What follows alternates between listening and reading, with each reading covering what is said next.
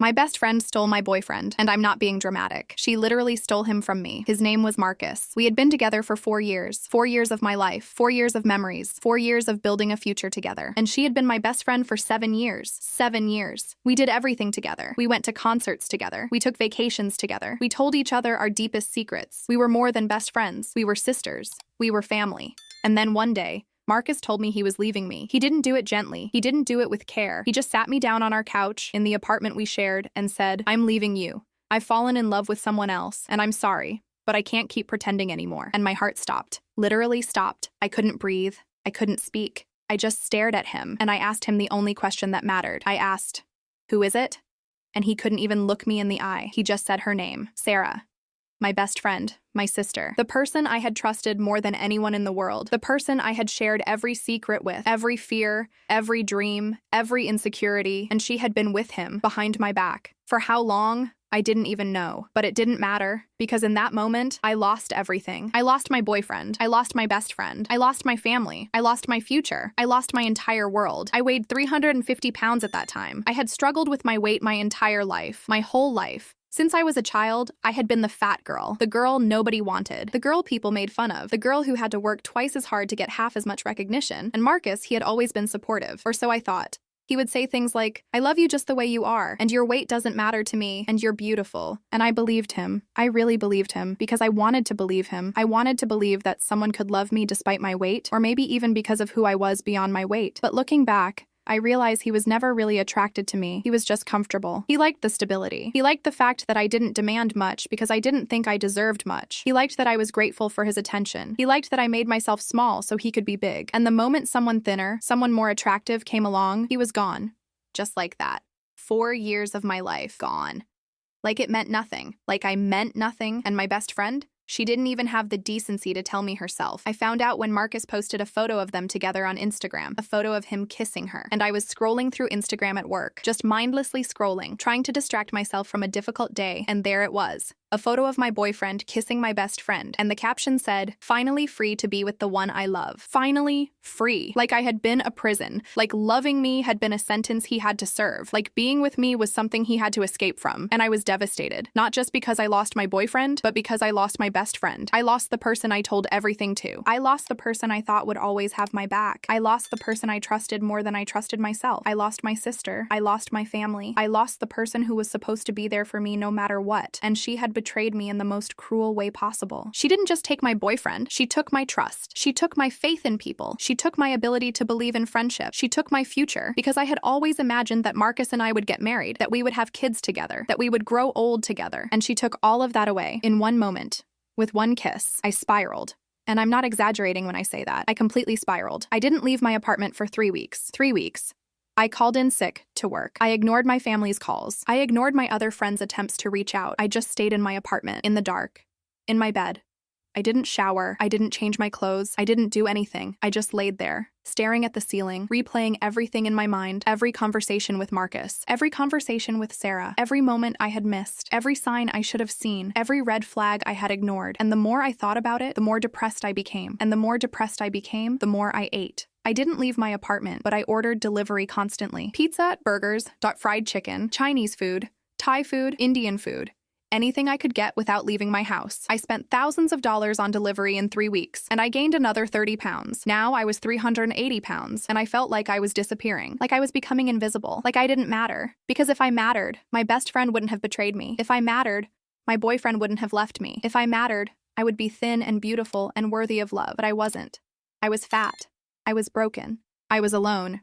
And I was dying inside. My family was worried. My mom came to check on me. She had a key to my apartment because we were close. She came in and found me in my bed, surrounded by takeout containers and dirty clothes and empty soda bottles. And she just stood there. She stood in the doorway and she looked at me. And I could see the pain in her eyes. I could see how much it hurt her to see me like this. And she came over to my bed and she sat down next to me. And she held me. And she cried. She held her daughter and she cried. And after a long time, she said something that would change everything. She said, Sweetheart, I need you to listen to me very carefully. This isn't about Marcus. This isn't about Sarah. This is about you. This is about you forgetting who you are. You've spent so long trying to be what everyone else wanted that you forgot to be yourself. You've spent so long making yourself small so that other people could feel comfortable that you've completely disappeared. And now you have a choice. You can stay here and die slowly. You can keep spiraling and keep eating and keep hating yourself until there's nothing left of you. Or you can wake up. You can remember who you are. You can choose yourself and you can transform your life. Not for Marcus, not for Sarah, but for you. Because you matter. You have always mattered. And it's time you started believing that. And something in those words hit me. Something deep. Something fundamental. Because she was right. She was completely right. I had spent my entire life making myself smaller, literally and figuratively. I had made myself small physically because I was eating my emotions. I had made myself small emotionally because I was suppressing my needs and my desires and my dreams. I had made myself small socially because I was trying to fit in and be accepted. I had made myself small professionally because I didn't believe I was capable of more. I had made myself small in every way possible, and I had done it all to make other people comfortable. I had done it all so that Marcus could feel like the strong one. I had done it all so that Sarah could feel like the pretty one. I had done it all so that my family could feel like they didn't have to worry about me. I had done it all so that society could feel like I was acceptable. And I had disappeared completely. There was nothing left of me, just a shell, just a body, just a woman trying to take up as little space as possible. And when I finally disappeared enough, they left. They both left. Because there was nothing left to love. I had erased myself. And now I had a choice. I could keep erasing myself, or I could start existing again. I could start being myself again. I could start mattering again. And I chose to exist. The first thing I did was start therapy, not to get Marcus back, not to understand why Sarah betrayed me, not to figure out how to fix the friendship, but to understand why I had allowed myself to be erased in the first place, why I had made myself so small, why I didn't believe I deserved to take up space, why I didn't love myself. And what I discovered in therapy was profound. I discovered that I didn't love myself. I had never loved myself. Not really. I had spent my entire life waiting for someone else to love me so that I could finally believe I was worthy of love. But that's not how it works. That's the opposite of how it works. You have to love yourself first. You have to believe in your own worth first. You have to choose yourself first. And only then can you attract people who love you too. Only then can you attract people who see your value. Only then can you attract people who choose you. So I started there. I started with self-love, not in a fluffy, superficial way, not just positive affirmations and bubble baths, but in a real, fundamental, deep way. I started treating my body like it belonged to someone I loved. Because it did. It belonged to me, and I loved myself. Or at least, I was learning to love myself. I hired a nutritionist, not to go on a diet, not to restrict my food, not to punish myself for being fat, but to learn how to nourish my body, to learn what my body actually needed, to learn the difference between eating for comfort and eating for nutrition, to learn to listen to my body's signals. And what I discovered was that my body didn't actually want all that junk food. My body wanted real food. My body wanted vegetables and fruits and whole grains and lean proteins. My body wanted to be nourished, but my mind, my emotional mind, wanted to be comforted. So I learned to comfort myself in different ways. I learned to go for walks when I was sad instead of eating. I learned to call a friend when I was lonely instead of eating. I learned to journal when I was angry instead of eating. I learned to meditate when I was anxious instead of eating. I learned to actually feel my emotions instead of eating them away. And it was hard. It was so hard, but it worked.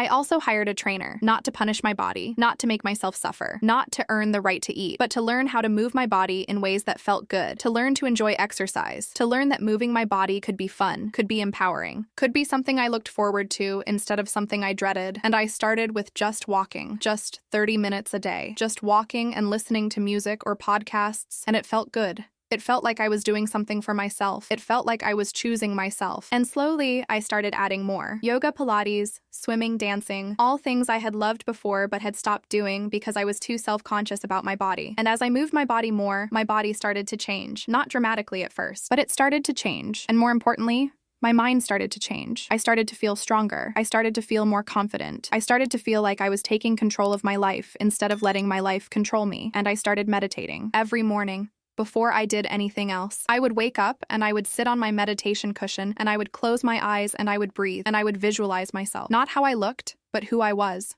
I would visualize myself healthy, visualize myself happy, visualize myself loved, not by Marcus, not by Sarah, not by anyone else, but by me, by myself. I would visualize myself standing in my power, speaking my truth, taking up space, being seen, being valued, being worthy. And I would feel the gratitude of having that life now, not in the future, but now, in this moment. And that visualization, that meditation, that practice changed my brain. It changed my nervous system. It changed my frequency. And something shifted. I can't explain it exactly, but something shifted. My energy changed. The way I carried myself changed. The way I spoke changed.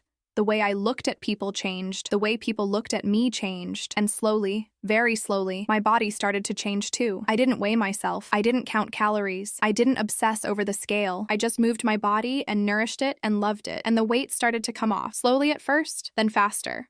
After 3 months, I had lost 20 pounds. After 6 months, I had lost 50 pounds. After 1 year, I had lost 100 pounds. After 18 months, I had lost 150 pounds. And after 2 years, I had lost 180 pounds. I went from 380 pounds to 200 pounds. I was unrecognizable. I didn't recognize myself when I looked in the mirror. But more than that, I was present. I was alive. I was me.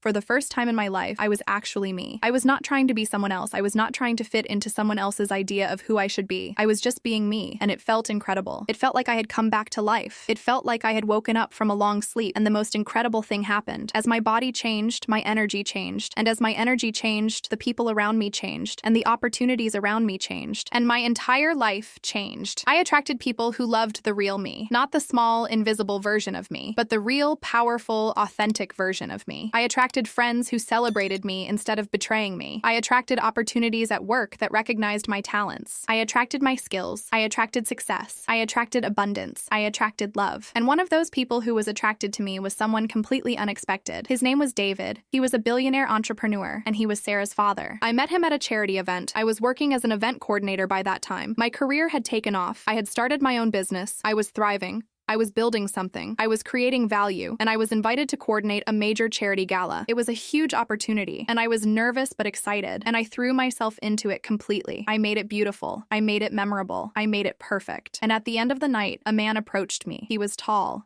He was distinguished. He had silver hair and kind eyes. And he said, "Excuse me, I've been watching you all night. You have an incredible energy. You're remarkable. I would like to get to know you better." And I almost didn't believe him. I almost thought he was joking or trying to be nice, but something in his eyes told me he meant it. He was looking at me, really looking at me, not through me, not past me, but at me.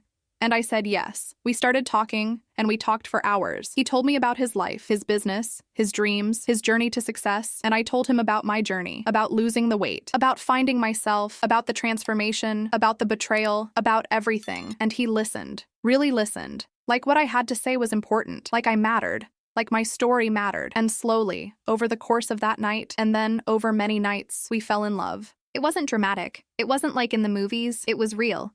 It was gentle. It was respectful. It was two people who saw each other, who valued each other, who chose each other. Every single day, we would go to dinner and he would ask about my business. He would ask about my dreams. He would ask about my thoughts and my opinions. And he would listen, really listen. And he would share his life with me, his struggles, his fears, his vulnerabilities. And I fell in love with him, not because he was a billionaire, but because he was a good man, a kind man. A man who saw me. A year later, he proposed. We were at the beach at sunset, and he got down on one knee and he asked me to marry him. And I said yes. I said yes 1,000 times. And we got married 6 months later. It was a small, intimate wedding, just family and close friends. And it was beautiful. It was real. It was everything I had always wanted but never believed I deserved. I was 200 pounds. I was healthy. I was happy. I was loved. And I was loving myself, and I was building a life with someone who valued me and respected me and chose me every single day. And then something happened that I didn't expect. Sarah found out. Sarah, my ex-best friend, found out that I had married her father, and she absolutely lost her mind. She called me. She screamed at me. She said things that were cruel and hurtful. She said I had done it on purpose. She said I had seduced her father to get revenge. She said I was a terrible person. She said I was a gold digger. She said I was using her father for his money, and I listened to all of it. I let her get it all out. And when she was done, when she had said everything she needed to say, I said something that I had been waiting years to say. I said, "Sarah, I need you to hear me very clearly. I didn't do this to hurt you. I didn't marry your father to get revenge on you. I didn't seduce him. I didn't use him. I did this for me. I transformed my life for me. I lost 180 pounds for me. I built a business for me. I became the person I am today for me. I fell in love with your father for me because he is a good man who treats me well, and I deserve to be treated well. You were never part of the equation. You were never even a thought, because I finally learned that my life is not about you. It's not about proving something to you. It's not about making you feel bad. My life is about me. And I'm sorry that you can't be happy for me. I'm sorry that you can't celebrate my success. I'm sorry that you can't see that I'm thriving, but I'm not going to shrink myself anymore to make you comfortable. I'm done with that. I'm done being invisible. I'm done making myself small. I'm done apologizing for existing. I'm done apologizing for being happy. And I'm certainly not going to apologize for loving a good man who loves me back. So you can accept this or you can reject this. But either way, my life is going to go on and I'm going to be happy, with or without your approval. And then I hung up. And I never spoke to her again because I finally understood something that took me years to learn. I understood that people who betray you are not your responsibility. People who hurt you are not your problem to fix. Your only responsibility is to yourself. Your only job is to love yourself and protect yourself and honor yourself. And when you do that, when you finally put yourself first, everything changes. Your body changes. Your energy changes. Your life changes. The people around you change. People who hurt you are not your problem to fix. Your only responsibility is to yourself. Your only job is to love yourself and protect yourself and honor yourself. And when you do that, when you finally put yourself first, everything changes. Your body changes, your energy changes, your life changes. The people around you change, and the people who can't handle the new, powerful, authentic version of you, they leave. And that's okay. Because they were never meant to stay. They were just mirrors showing you who you had become when you weren't paying attention. They were just lessons, just chapters in your story, but not the main character. Not anymore. You are the main character. Your life is your story, and you get to decide how it goes. Now, 4 years after marrying David, I can say that my life is unrecognizable. Not just because I lost 180 pounds, but because I found myself. I'm healthy. I'm happy. I'm successful. I'm loved. I'm valued. I'm respected. And most importantly, I love myself. I wake up every morning and I look in the mirror and I see a woman who is worthy, a woman who matters, a woman who deserves everything good that comes her way. I see a woman who has overcome betrayal and transformed her life. I see a woman who chose herself, and I'm proud of her. I'm proud of me. And sometimes I think about Marcus and Sarah. I wonder if they're happy. I wonder if they're still together. I wonder if they think about me. But mostly, I don't think about them at all because I'm too busy living my own life, too busy being present, too busy loving the people who actually love me back, too busy building my business, too busy enjoying my marriage, too busy being happy. And that's the real transformation. It's not about the weight. It's not about the billionaire husband. It's not about the revenge or karma. It's about finally, after all those years, choosing yourself. It's about finally deciding that you matter, that your life matters, that your happiness matters. And when you make that decision, when you really commit to that, everything changes. So if you're watching this and you're in a situation where someone has betrayed you, someone has hurt you, someone has made you feel like you're not enough, I want you to know something. I want you to know that their betrayal is not a reflection of your worth. It's a reflection of their character. It's a reflection of their inability to see your value. And that's their loss, not yours. Your job is not to prove yourself to them. Your job is not to make them regret what they did. Your job is to remember yourself. Your job is to choose yourself. Your job is to transform your life, not for revenge, not to prove something to anyone, but because you deserve it. Because you deserve to be happy. Because you deserve to be loved. Because you deserve to be seen and valued and cherished. Because you deserve to take up space. Because you deserve to exist fully and completely and authentically. And when you finally believe that, when you really, truly believe that, in your core, your entire life will transform. Your body will transform. Your energy will transform. Your reality will transform. And the people who hurt you, they'll become irrelevant. They'll become a footnote in your story. A moment that taught you something important. A catalyst for your transformation, but not the main character. Not anymore. You are the main character. Your life is your story, and it's time to write it the way you want it to be written. So start today. Make one choice that honors you. One choice that says, I matter. One choice that says, I'm worth it. And then make another choice tomorrow, and another the day after that, and another the day after that, and watch what happens. Watch how your energy shifts. Watch how your body responds. Watch how opportunities start appearing. Watch how people start treating you differently. Watch how your life transforms. Watch how you transform. I'll see you in the comments. Tell me your story. Tell me how you're choosing yourself. Tell me how you're transforming your life. Because your story matters. Your transformation matters. And it will inspire someone else. Someone who is where you are right now. Someone who is broken. Someone who is betrayed. Someone who thinks they don't matter. Your story will show them that they do matter. That they can transform. That they can choose themselves. And that's how we change the world. One person at a time. One choice at a time. One transformation at a time. I'll see you on the other side of your transformation with love and power.